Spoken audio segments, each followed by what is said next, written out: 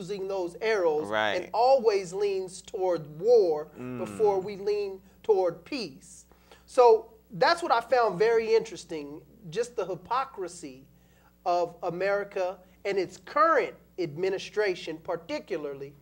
And when it stated also in this article that Vice President Cheney highlighted the focus on Iran while standing on the deck of the USS John C. Stennis in the Persian Gulf.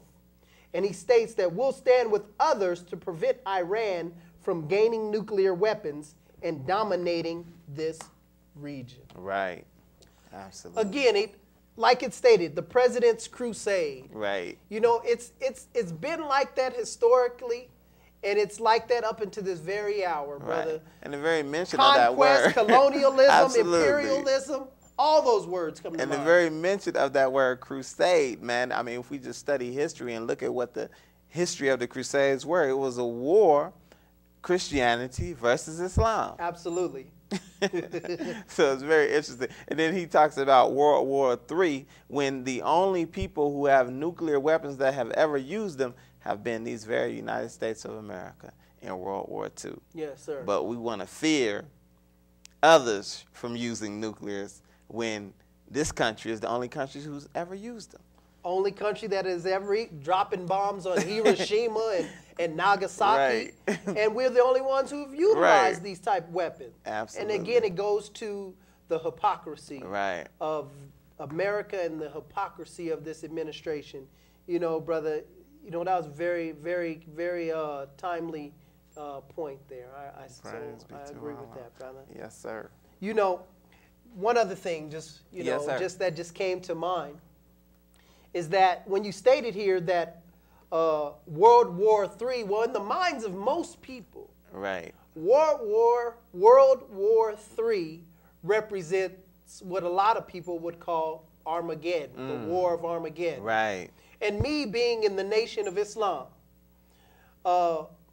we have a poster in the mosque that Right. says the War of Armageddon. It has a Christianity and Islam. Right. Which one will survive Absolutely. the War of Armageddon? Yes, sir. And so what's kind of key and is so remarkable to me is that that poster was made back in the 30s Right. and the 40s.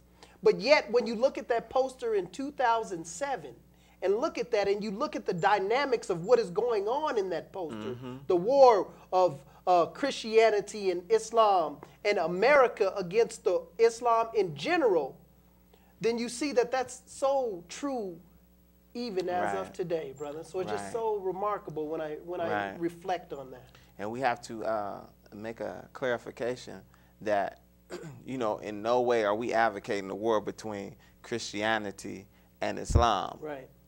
That the two go hand in hand if you really study the teachings of the prophets. But you have people who call themselves representatives of Christianity, Right.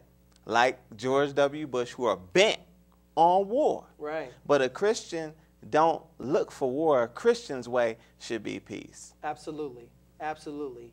And, you know, I agree with that wholeheartedly, brother, because a Christian is one who is Christ-like. Right. A Christian is one who has crystallized themselves into oneness with Christ. Right. Which, of course, is oneness with God. Yes, So, sir. yes, I totally agree with you. There is no Absolutely. way would we, you and I and the Nation of Islam, would we ever persuade or advocate war between Christianity and Islam, because Christians are our brothers and Muslims are our brothers. Right. And in fact, we represent freedom, justice, and equality for all on the earth. Right. And so if an individual, regardless of their creed, class, or color, is not given freedom, justice, and equality, then we will fight against that oppression. Absolutely.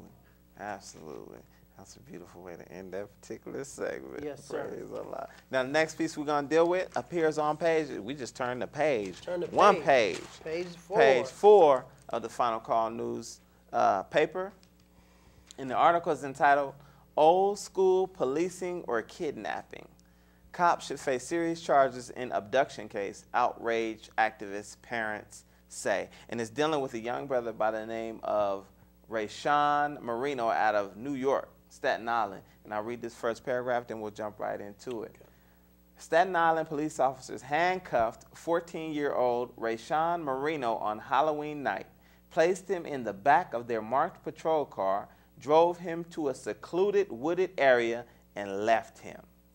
The two white officers wanted to teach him a lesson for throwing eggs at passing cars. The teen had to run over a mile in gym shorts and socks to a mall where he asked a security guard for help. Now, my goodness. The parents are saying that these police officers should be charged with kidnapping. But the DA in the case has said that they're facing charges of misdemeanor, second-degree unlawful imprisonment, and endangering the welfare of a child. These are both misdemeanors. Right. Now, in your view, should they be charged with kidnapping, or would the misdemeanor charges be sufficient?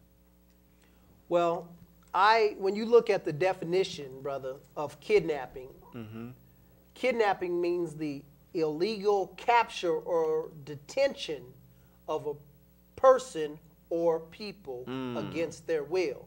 So when you look at the definition of the word kidnapping, absolutely these police officers should be charged with kidnapping this young man. And like you stated, the difference between what they're facing are misdemeanor charges when if as the prosecuting attorney or the family attorney is suggesting that the officer should be charged with second-degree kidnapping, which of course is a felony. Right. So they absolutely should be charged with kidnapping, brother. Man, hey, it's interesting that we should be reading this article because, I mean, just this weekend a brother was coming in and he was talking about, a brother from the hood came into the barbershop and we were talking about how when they arrest our young men, black men, brown men, they stack charges. So you could commit one crime, but you'll end up with, 10 charges based upon that one crime. They just stack them one upon the other. And so he was saying that for a kidnapping charge, you face automatically up to 30 years. Wow. Right. And so kidnapping, by definition, the way he described it, he said, if you told somebody, hey, man, move over there 2 steps to the right or 2 steps to the left, against their will, in the commission of a crime, that's kidnapping.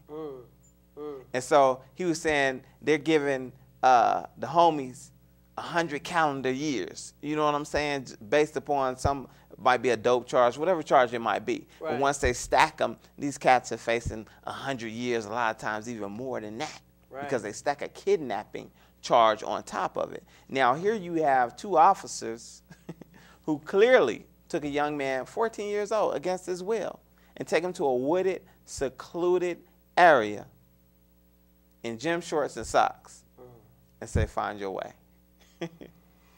Now, what does that say about, because when we talk about New York, Staten Island, we could talk about so many different cases where a police brutality or where the police is straight up murdering members of the community. If we mention Abner Louima or Amadou Diallo or Tawana Brawley, you know what I'm saying? Any of those cases that have appeared in New York, in the New York news. Now, what does that do in regards to the relationship between the black community and law enforcement?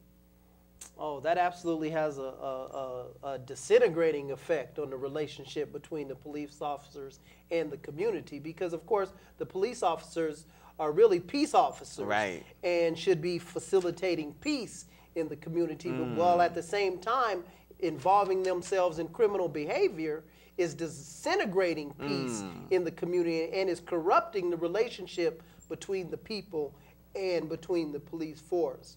You know, brother, you stated earlier and asked me why you and I put our minds together and basically thought up or had the desire to have the Final Call News Hour. Right. And this article is a prime example because Had I not read this Final Call newspaper, Right. I would not have heard about